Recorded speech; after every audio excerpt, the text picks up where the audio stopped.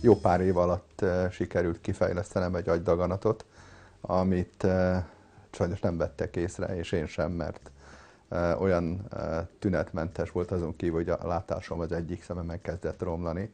Kiderült, hogy ez a daganat ez az egyik látóideget nyomta, de hát mindenféle téves diagnózis született, és nem tudtuk, hogy igazából eljutott egy olyan tojásdad nagyságúra ez a meningeoma, és ennek a műtétje tartott kb. 8 óráig, és ez a 8 órás műtét alatt az oxigén hiány miatt egyfajta degeneráció történt, tehát a látóideg elhalt egyelőre és átmenetileg. Ő dr. Tábor István, aki feleségével együtt fogadott minket budapesti otthonukban. Zsuzsanna természetgyógyász, részben ennek is köszönhető a házasságuk. Na meg egy jó barátjuknak, aki azt ajánlotta Istvánnak, hogy gyógyulása érdekében keresse fel Zsuzsannát Sopronban. A közös munkából pedig szerelem lett. Ez olyan dolog volt, mint amikor van egy 100 oldalas könyv, és elkezdünk ismerkedni ezzel a művel, és egyszer csak a 80. oldalon tartunk mind a ketten, és addig nem nagyon volt sok minden, amit úgy el kellett volna magyarázni ebben. És onnantól kezdve, amikor kezd izgalmas lenni az élet, vagy maga a történés, akkor derül, hogy mind a ketten ott vagyunk. És az valahogyan is nem kellett semmit előről kezdeni. Azt a mondatot, amit én kigondoltam, azt ő befejezte, és fordítva. Tehát nagyon érdekes összhang volt közöttünk az első pillanattól kezdve. Azt a lelki gócot, amit egy ilyen operáció utáni látáselvesztés okozott, ezt valahogy feloldjuk. És hát ez nem megy egyik napról a másikra, tehát azt megbeszéltük, hogy többször vissza kell jönnie, többször kell találkoznunk, hogy különböző relaxációs és egyéb természetgyógyászati módszerekkel segíteni tudjak. Igénybe vettünk gyógyteákat, természetes alapanyagú tablettákat, tehát ami az idegrendszerre egy picit nyugtató hatással van.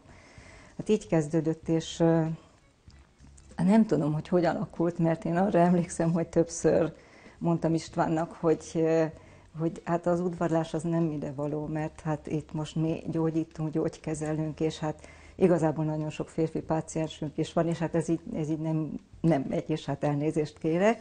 Kétlakiak vagyunk, és ez egy nagyon nehéz élet, mivel az én cégem Sopronban van, Istvánnak pedig még itt van munkahelye, és a család is, itt is van nagyszülő ott is. Itt is vannak gyerekek ott is, hogy összesen van 5 gyermekünk, és a házasságkötésünk után 3 hónappal már született egy unokánk, úgyhogy többen dicsértek bennünket, hogy nagyon ügyesek vagyunk. Most már van 2 unokánk is, és hát utazunk, hol itt vagyunk, hol ott. Általában 3 napot itt, 4 napot ott, de nagyon-nagyon fárasztó. Néha megadom magam, és azt mondom, hogy most egy kicsit Sopron marad egy pár hétig, mert fizikailag nem bírom. István bírja, nagyon nagy a vitalitás benne, tehát ő tudja csinálni. A házaspárnak rengeteg hobbija van, legyen szó sportról vagy olvasásról, általában mindent együtt csinálnak. Nagyon sok könyvet olvasok Istvánnak, ezt nagyon szeretjük este elalvás előtt általában valamilyen az én szakmámhoz kapcsolódó, kicsit spirituális, kicsit a világ és az élet értelmével foglalkozó témákban olvasgatunk. Közös sport, tandemet kaptunk házassági nászajándékként ezelőtt 3 évvel, azzal megkörültük a Fertőtavat, aztán telente síelni járunk, akkor a Zsuzsinál van a mikrofon, vagy a lányomnál, és akkor egy ilyen tókivó kis távoktatásos műfaj, de volt, hogy futni voltunk, úszás az minden héten egyszer-kétszer, és hát a kellemes kis foglalkozás, az ellipszoid, azt úgy nagyjából minden reggel 1 órácskát szoktam tekerni. De a közös sportok mindig azért a legjobbak. István nagyon önálló, egyedül dolgozik, és sok mindenben segít Zsuzsannának. Ő mindent meg tud csinálni, tehát amikor ugye ez a betegség, nem is betegség, ez az állapot kialakult, akkor megkapta azokat a képzéseket, amivel igazából mindent el tud végezni. Hát az más dolog, hogy azért jobban esik a kedves felesége, a dolgok nagy részét azért elvégzi, megcsinálja, tehát én iparkodom is, amit csak lehet azt megtenni.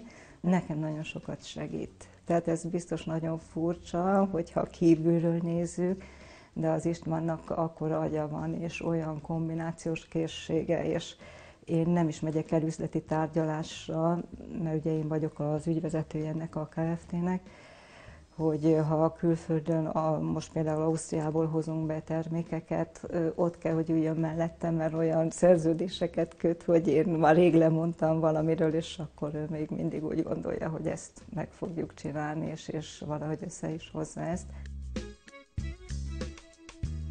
A jelenlegi helyzetét István állapotnak nevezi. Zsuzsannával a gyógyulás útján pedig rendületlenül haladnak tovább. A látása mégiscsak egy picikét kialakuljon, ha annyira nem is, hogy apró betűket olvas, de hogy egyedül megy az utcán, és valahogy egy kicsit összkomfortosabbá tegyük így az életét. Nagyon sokféle természetes gyógymódot is kipróbáltunk, és azért egy pici kis javulás látható, még nem szoktunk beszélni róla, mert nem annyira lényeges, amit a laikusok kívülállóként megértenének, de mi látjuk azokat a módszereket, amivel egy picikét azért tudunk segíteni a látásában.